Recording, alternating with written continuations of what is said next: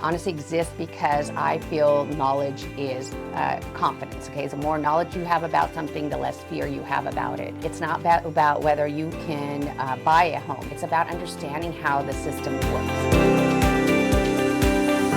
Happy New Year, everyone. Welcome to 2026. So if you follow me on this page, Sovereign Financial, or even the Hidden Wealth Foundation, my name is Kiran Brar, and I am a realtor and a mortgage loan broker here in California.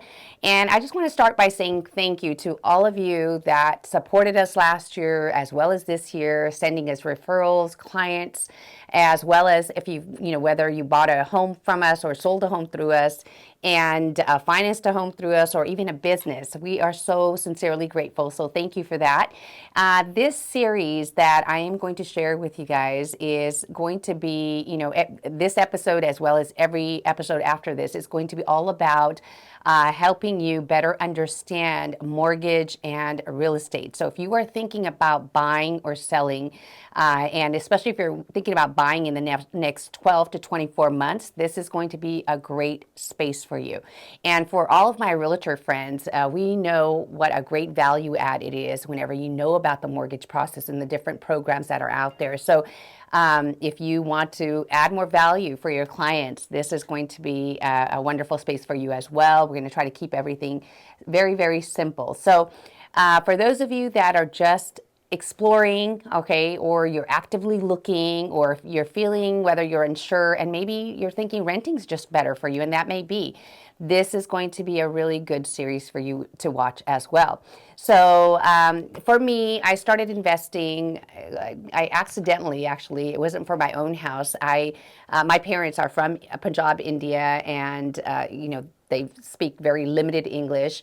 And all of you, my immigrant friends out there, you know that us kids that came with immigrant parents, we had to do everything for our parents, right? Whether you were 8 years old or 20, when it didn't matter, you needed to learn how to speak English, translate for them. And when it came to all of the paperwork that needed to be done, it was on our shoulders. So for me, I was about 19 years old, and my mom wanted to build her dream house. And I remember she's telling me, hey, we got to get a loan and figure out how to do this, build this house. And I remember being so scared because I knew nothing about real estate or finance or lending or anything. So I had to kind of jump right in, and it was really, crazy when I found out that, my parents couldn't qualify for their loan. And I remember my part-time, very, very little income is what got us to qualify and get into our dream house. And after that, I really started getting curious about real estate and lending, and I became really passionate about it.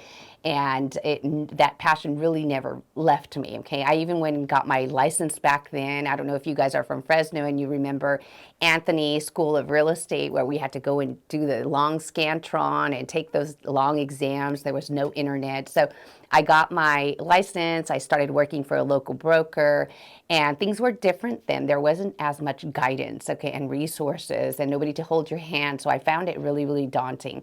And also I had to go to college and get a degree. So I did that real estate for just a little bit. I was a little bummed because I wanted to go into it more, but I went and got my degree in accounting and finance. I ended up getting my CPA. Ended up, working in corporate America for about 25 years, building businesses, working with pre-IPO companies, you name it, anything financial related, I did it. Also working with nonprofits as well as starting a nonprofit. So I never thought that I would ever come back to lending or real estate. That was the last thing on my mind. And it just so happens that I was helping somebody pass their exam, the MLO exam, and I said, okay, I'll help you study.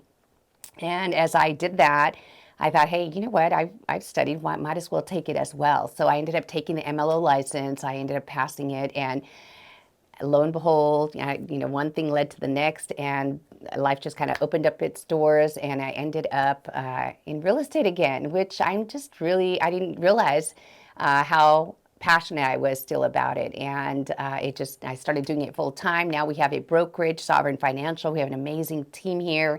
all accounting, finance majors, and just I absolutely love what I do, and I love the team that I work with. So, I eventually learned that real estate, it is a tool. Okay, it's not just a transaction, and what it's a long-term planning tool. Okay, so this series honestly exists because I feel knowledge is confidence. Okay, so the more knowledge you have about something, the less fear you have about it.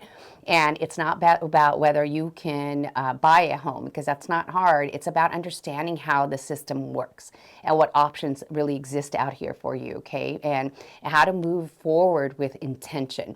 And we're going to walk through the mortgage process, the different types of loan programs. I'm going to keep it very, very simple, how buying and selling works, the practical actions that you need to take externally, like improving your credit, understanding affordability, and preparing financially as well. So we're going to also talk about something just as important, I feel, as the external stuff that we do. And that's something internal, and that is all about your mindset. So we're going to talk about mindset, not in an abstract way, but in a practical way, okay? How you think about yourself, your capacity, and what's really possible for you, okay? It's going to affect the decisions that you make in your life. So, I've seen people that miss out, people don't miss out on home ownership because they're incapable. They just miss out because of a lot of the uncertainty, okay? They've got a lot of fears behind home buying. They've got self-doubt that keeps them from staying focused long-term enough to really execute the plan. And that's not just with home buying, right? It's a lot of things that we strive for in our life. Okay, it's New Year's, and I bet you a lot of you are making that same New Year resolution as you did the year before and the year before that, right? So how do we really start to stay focused? And I've learned over the years that once you learn to bring about something and stay focused, one thing in your life, it's kind of a repeated method if you really get to know your mindset and how you work. So, and this is really true for first generation home buyers, okay? The narrative that we have, especially whenever someone else in the household or in your family has never bought a home, okay? And you're the first one. So the process feels a little foreign, and the headlines and the market noise and all of that other stuff, conflicting opinions, your neighbor telling you that the market is going to crash and housing's going to, fall. Many of that's, all of this is going to basically, it stalls us, right? It kind of paralyzes us in our tracks. So how do we get beyond that? Because if you look, okay, I'm going to share this chart with you. If you zoom out and really look at the long-term data, okay, not what people are saying, but historical data when it comes to housing, okay, you're going to find that housing has shown consistent appreciation, especially in California. And despite the short-term cycles, it hasn't been perfect or linear, okay, but it has been resilient. So if you're paying rent, okay, right now, you're already paying a mortgage, okay? You're already paying someone else's mortgage, just not your own. You're building equity for someone else and just not for yourself. So it's really good, especially if you're renting, to see. And like I said, renting could still be good for you. There's no judgment against that, right? Maybe it is better for you, but you owe it to yourself to see, whether you can afford your own mortgage payment and build your own equity, right? So with the right information and preparing and a lot of patience, many people can really work towards changing that for themselves. So in this series, we're going to focus on both sides of the equation, okay? The external actions that you need to take and the internal clarity that helps you follow through, okay? So welcome to 2026. And whether this is your year to buy or your year to prepare, I believe it can be a powerful step forward for you.